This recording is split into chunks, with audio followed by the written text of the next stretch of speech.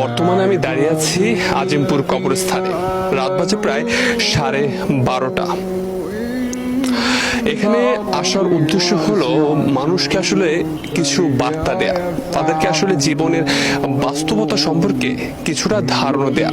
ঢাকা শহরের ব্যস্ততার ভিড়ে আসলে আমরা অনেকে ভুলে যাই দিন শেষে আসলে আমাদের কোথায় যেতে হবে। আপনি যদি দেখেন এখানে প্রায় হাজার হাজার কবরস্থান রয়েছে। আমরা আসলে আপনাদেরকে একটু ঘুরে দেখাতে চাই জীবনের করুণ বাস্তবতা। দেখুন, পরিবেশটা দেখুন এবং এই কবরস্থানগুলোর দিকে একবার তাকান।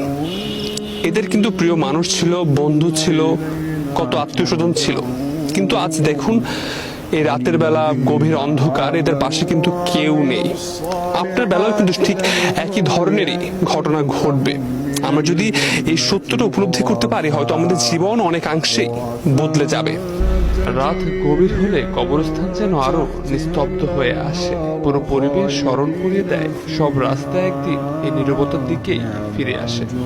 অনেক তরুণের এই ভুল ধারণা রয়েছে তারা হয়তো মৃত্যু হলে মারা যাবে, কিন্তু বাস্তবতা হলো আমরা কবরস্থানে এসে দেখতে পেয়েছি অনেক তরুণ কিন্তু এখানে ঘুমিয়ে আছে।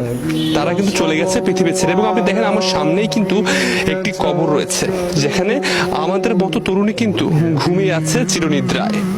কবরস্থানের মধ্য দিয়ে হাঁটতে হাঁটতে মনে পড়ে সব দৌড়ঝাঁপের শেষ গন্তব্য এখানে। এটাই জীবনের শেষ চিহ্ন।